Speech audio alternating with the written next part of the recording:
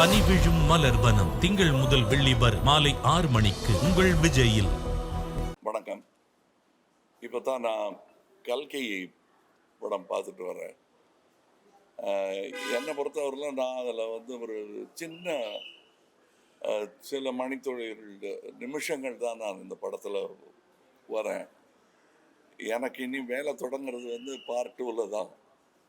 அதனால் நான் கிட்டத்தட்ட ரசிகர்கள் பார்க்குற மாதிரி தான் நானும் இதை பார்த்தேன், வியந்து பார்க்கிறேன். உலக என்டர்டெயின்மெண்ட் அதை நோக்கி இந்திய சினிமா நகர்ந்து கொண்டு இருக்கிறது என்பதற்கான பல அடையாளங்கள் சமீப காலங்களாக வந்து கொண்டிருக்கின்றன. அவற்றில் ஒன்று நாக் அஸ்வின் அவர்களின் கல்கி என்று நான் நினைக்கிறேன். ஏன்னா நம்மளுடைய ஆயுதங்கள் ரொம்ப கையால் செய்த ஆயுதங்களாக இருந்தாலும் அதோடைய வலிமை உலகம் பூரா பேசப்படும் என்பதற்கு அடையாளமாக சயின்ஸ் ஃபிக்ஷன், மித்தாலஜி எல்லாத்தையும் கலந்து எந்த அளவுக்கு அது எம்பாரஸ்மெண்ட் இல்லாமல், மத சார்பும் ரொம்ப இல்லாமல் அதை ரொம்ப கிளவராக பண்ணியிருக்காங்க. நான் மித்தாலஜி படங்களில் நடித்தது கிடையாது. நான் மனிதர்களோட வாழ்பவன். அதனால் இருந்தாலும் ஒரு சுவாரஸ்யமான கதையை இவர் சொல்லியிருக்கிறார். கதை சொல்லிகள் என்று வரும்போது இந்தியாவுடன் போட்டி போடுவதற்கு கிரேக்கம் போன்ற, சைனா போன்ற நாடுகளால் தான் இயலும். மற்ற கல்ச்சர்ஸ்க்கு அவ்வளோ கதைகள் கிடையாது. அந்த கதைகளிலிருந்து செலக்ட் பண்ணி செதுக்கி எடுத்து ஒரு ஜனரஞ்சகமான படத்தை உருவாக்கி இருக்கிறார். ரொம்ப பொறுமையுடன் அதை எல்லாரையும் பொறுமையுடன் வரவழைத்து அவங்கள இதில் பங்கெடுத்துக்க வச்சுருக்காங்க. அமித்ஜி எல்லாம் எந்த பட்டியலில் சேர்க்கறது, இளம் நடிகர்கள் பட்டியலையா இல்லை பழம் நடிகர்கள் பட்டியலில் சேர்க்கறதாங்கிறதுல குழப்பம் வர்ற அளவுக்கு அவ்வளோ பிரபாவமாக பண்ணியிருக்காரு. இதில் வரக்கூடிய இது ரெகுலர் ஒரு ஆந்திராவில் இருந்தோ அல்லது வடநாட்டில் இருந்தோ ஒரு படம் வரும்போது ஒரு டியூட் எத்தனை இருக்குது, ஃபைட் எத்தனை இருக்குன்னு, இதில் டியூட் எத்தனை இருக்குதுன்னு கேட்டால் இல்லைன்னு கூட தைரியமாக சொல்லலாம். ஆனால் ஃபைட்ஸ் எக்கச்சக்கமாக இருக்குது. இது குழந்தைகளை எண்ணி எடுக்கப்பட்ட படம் மாதிரி தான் எனக்கு தெரியுது.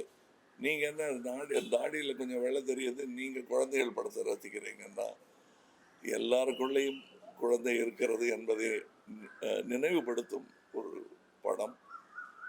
இது ரெகுலராக வர்ற பாட்டுகள் அந்த மாதிரியெல்லாம் பண்ணாமல் வித்தியாசமாக ஆனால் ஜனரஞ்சகமாக செய்திருக்கும் ஒரு முயற்சி. இந்த முயற்சியில் என்னாலும் கைகோர்க்க முடிந்தது என்பதில் மகிழ்ச்சி. இனியும் இந்த கூட்டு முயற்சி தொடரும் என்பதுதான் எனக்கு மனதில் சந்தோஷமாக இருக்கிறது. அடுத்து இன்னைக்கு இங்கேருந்து நேர சிங்கப்பூரிலிருந்து தொடங்குகிறோம். இந்தியன் 2 இங்கேருந்து ஆரம்பித்தோம், சென்னையிலேருந்து ஆரம்பித்தோம், பம்பாய் போனோம். இப்பொழுது அடுத்த பயணம் அதற்கு தொடங்குகிறேன். ரொம்ப சந்தோஷமாக இருக்குது. இதை பற்றிய செய்திகள் எல்லாம் உலகெங்கிலும் இருந்து வந்து கொண்டிருக்கிறது. நல்ல செய்தியாக இருக்கிறது. இது இந்திய திரைப்பட தொழில் அதற்கே வலு சேர்க்கும் என்று நான் நம்புகிறேன், ஆசைப்படுகிறேன். ஆடியன்ஸோட ஃபீட்பேக் ரொம்பவே ஆச்சரியமா இருக்கு சார். ஸ்க்ரீன் பிளே பற்றி பேசுறாங்க, ஃபர்ஸ்ட் ஹாஃப்ல இடியே வச்சாங்க சொல்லி பேசுறாங்க. ஆடியன்ஸோட ஃபீட்பேக் நாங்க தியேட்டரா போய் ரிவ்யூ சொல்லுங்க, நீங்க சொல்லுங்க. அப்போ ஃபீட்பேக் ரொம்பவே சூப்பரா இருக்கு. ஸ்கிரீன் பிளே பத்தி பேசுறாங்க, டெக்னிக்கல்ஸ் பத்தி பேசுறாங்க. இந்த மூவி இன்னொரு படத்தோட ஒரு சில சாயல் இருக்குன்னு சொல்லி பேசுறாங்க. சோ இது ஆடியன்ஸோட நாலேஜ் நீங்க எப்படி சார் பாக்குறீங்க? இல்ல ஆடியன்ஸ்க்கு தெரியாதுன்னு சொல்றது, ஜனங்கள் இப்படித்தான் சொல்றதெல்லாம் இயலாதவரின் கூற்று. அது நான் சொல்லவே மாட்டேன். இதெல்லாம் புரியாது, நம்ம மக்களுக்கு இதெல்லாம் புரியாதுன்னு சொல்றது. அது எப்படி பாட்டு இல்லாத ஒரு ஜேம்ஸ் பாண்ட் படத்தை கூட்டமா போய் பார்த்துட்டு வர்றாங்க. பாஷையும் புரியாமல் நல்ல டெக்னிக் தமிழனுக்கு புரியாதுன்னு சொல்றது ஏற்றுக்கொள்ளவே முடியாது. மொழியே இல்லைன்னாலும் தமிழர்கள் வந்து நல்லா இருந்ததுன்னா பார்ப்பாங்க.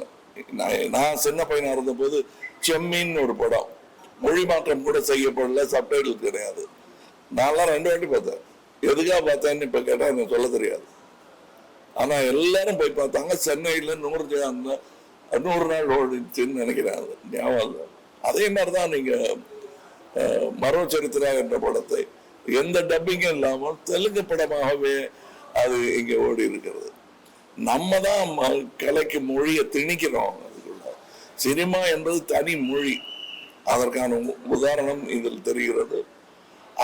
அந்த மொழி தன்னுடைய பலத்தை இன்னும் அதிகரித்துக் கொண்டே இருக்கிறது. வழக்கமா இருக்கக்கூடிய பண்டிதர்கள் சொல்லும் சினிமாவிலிருந்து மாறுபட்ட சினிமா அது.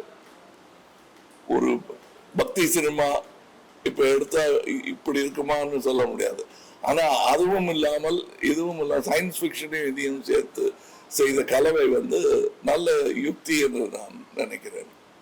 ஏன்னா தேவையில்லாத கேள்விகளை இதுல கேட்கவே முடியாது. அந்த கேள்வி கேட்பதற்கு நேரமே இல்லாமல் இது புனை கதை தான் என்று தைரியமாக சொல்லி ஆரம்பிக்கும் போது கேள்வியே கேட்க முடியாது. நன்றி. பனி விழும் மலர்வனம் திங்கள் முதல் வெள்ளி வரை மாலை 6 மணிக்கு உங்கள் விஜயில்.